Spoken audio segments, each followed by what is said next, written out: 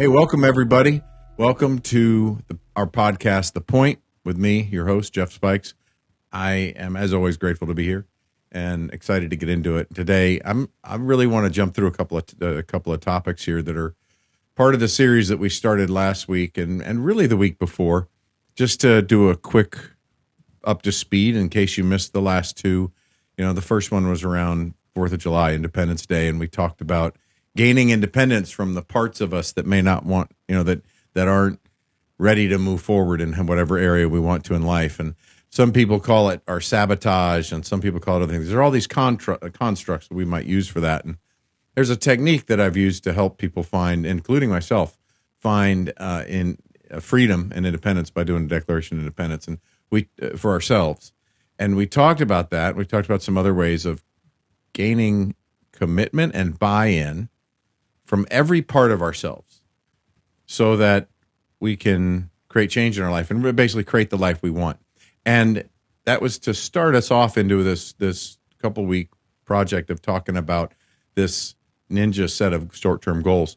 And so far, the next episode, which was last week, we got into, which was, the week before, we talked about the way to protect ourselves in a way that makes short-term goals simple, because there's a lot of confusion out there for some people about what do they do with short-term goals or long-term goals or mid-term goals and what's better and what's worse. And a lot of people are out there saying stop doing this and start doing that. And I'm along the camp of believing and understanding that most good advice is right, and that timing is everything. So all types of goals are right. It just depends on what time and how we've framed it and how we're protecting it. So last week we talked about protecting ourselves and getting a framework going where we can actually work on our short-term goals. And we do this by creating this framework of having the largest frame, the largest goals that we can possibly think of, really clear pictures of what these large goals are, and 5, 10, 15, 20-year goals plus. Like, keep going. For our unconscious mind, we can't get bigger. We can't get too big. So create this huge framework. Well, and then within that, we allow that to set standards and values. We allow that and our strengths to start also creating these standards and values that have to do with how we want to live.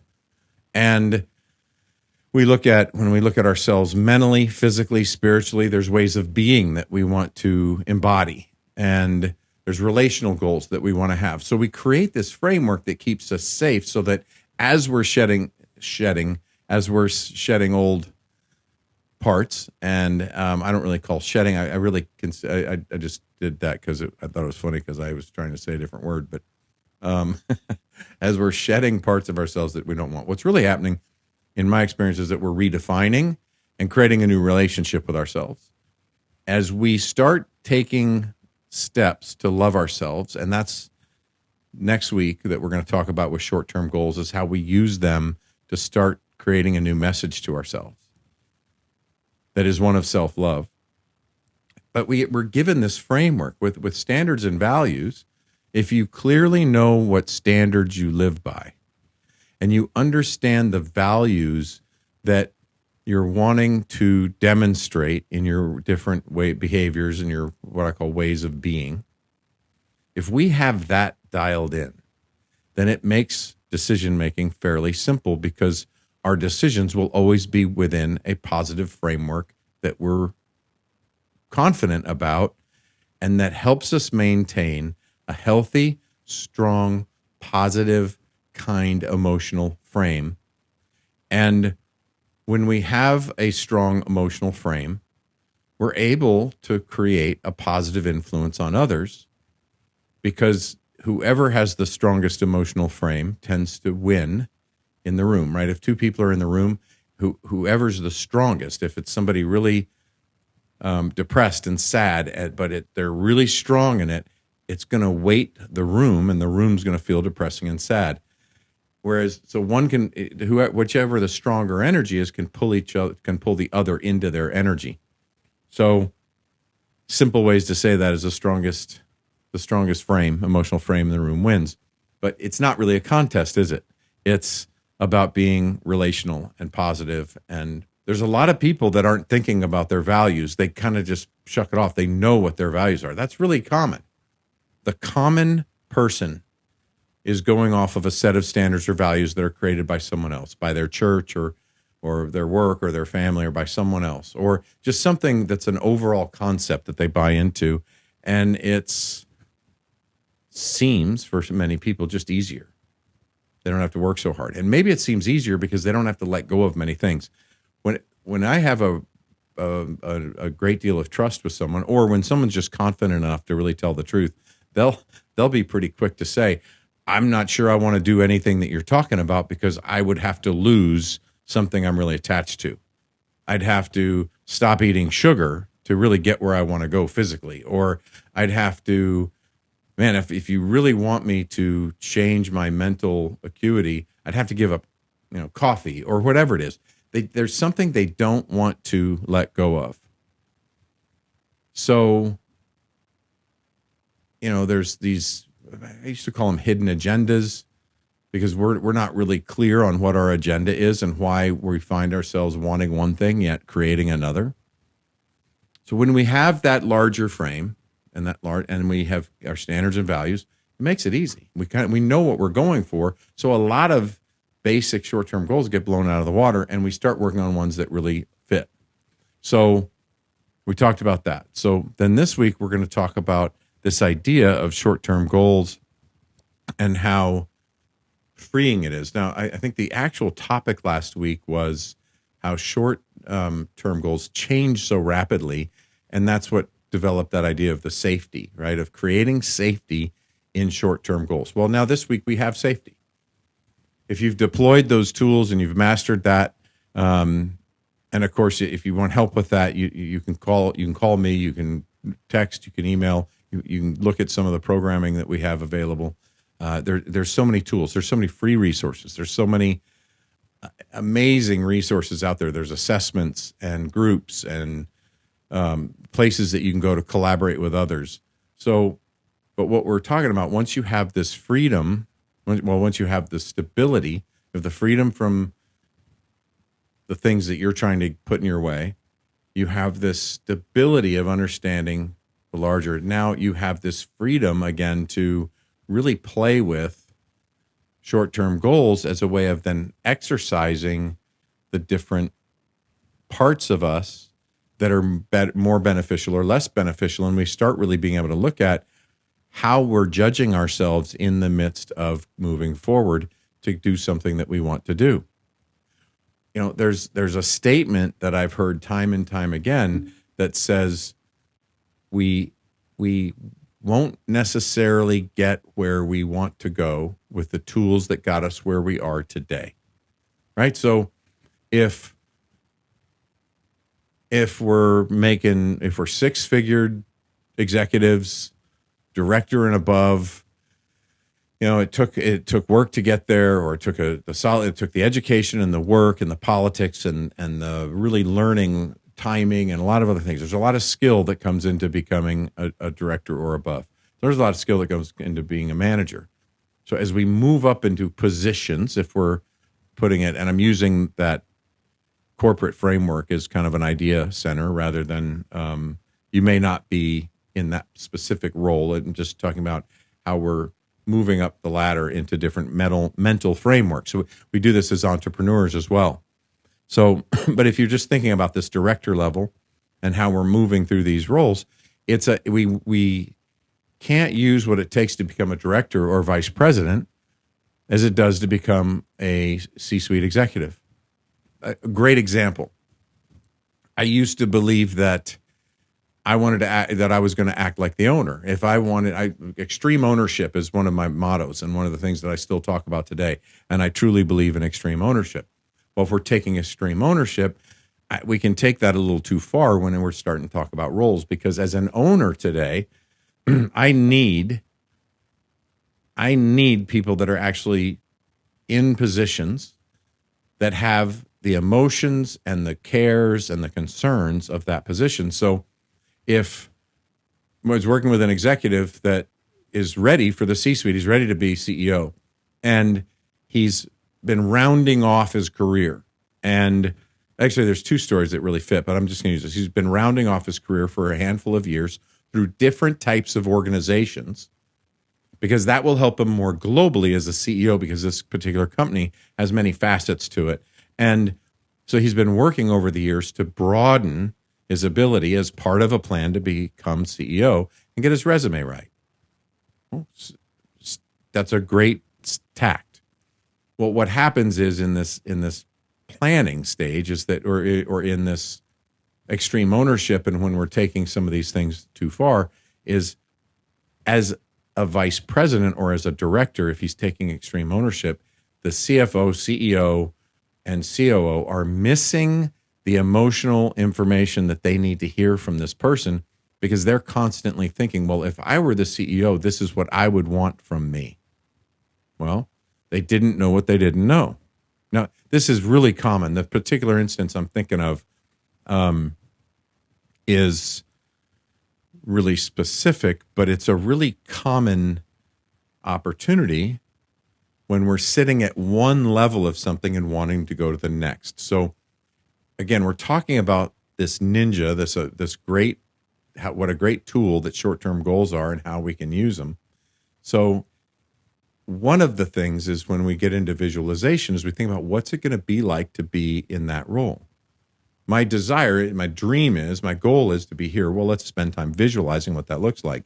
Well, if as a director level or VP level, I'm not allowing myself to feel the emotions of disappointment or of angst for my team or of difficulty with a certain relationship that's a supporting relationship with the organization or anything else, because I'm trying to be like an owner, then the owner or CFO or COO aren't getting the information that they need to help them make decisions. So, but we think to ourselves, well, I want to be in that role, so I'm going to take away all their problems.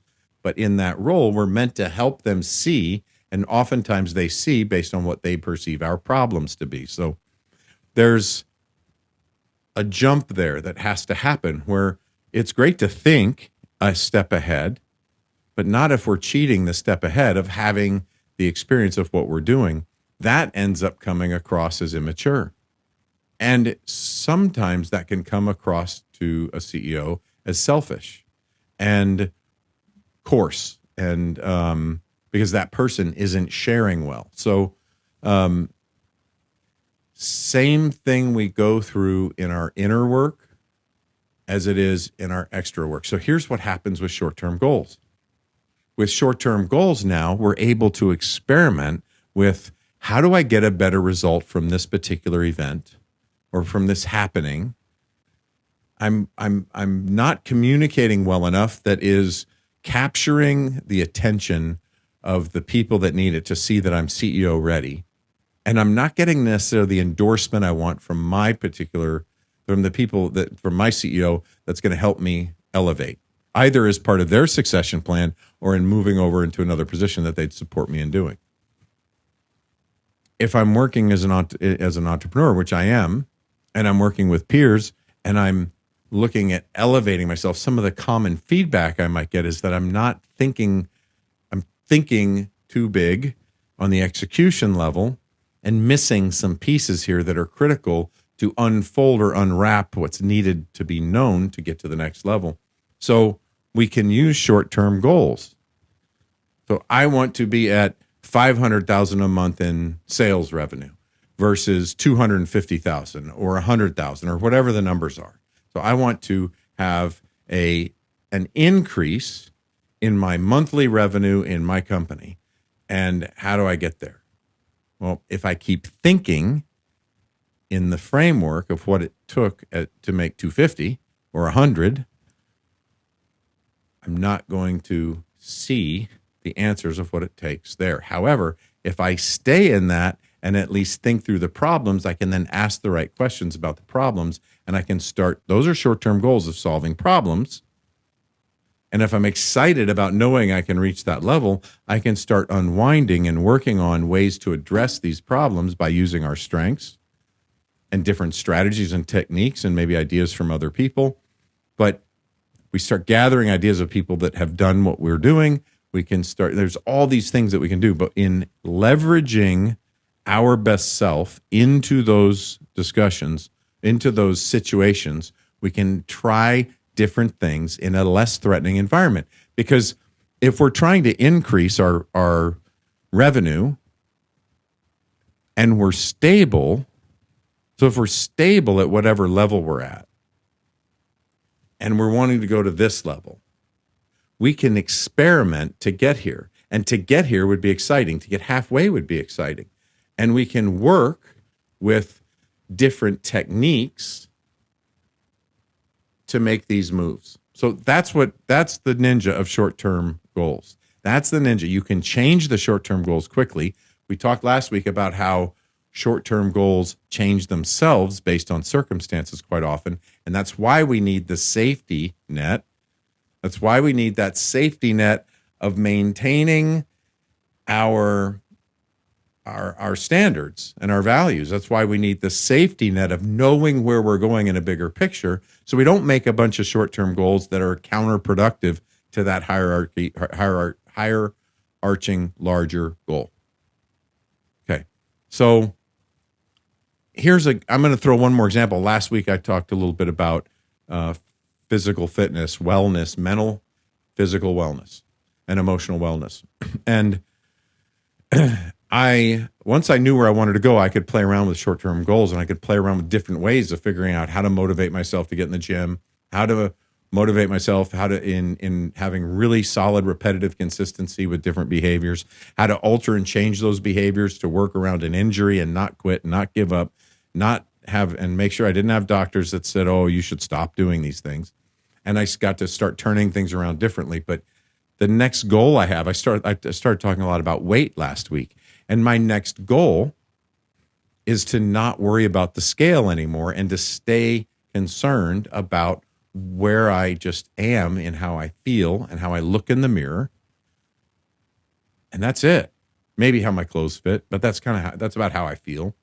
And that's another goal. Well, to get there, I'm going to do more work on the scale in crushing and really, again, doing more body composition work to learn more about how body composition works based on what's going on with me. And then I've had some blood work results that are different.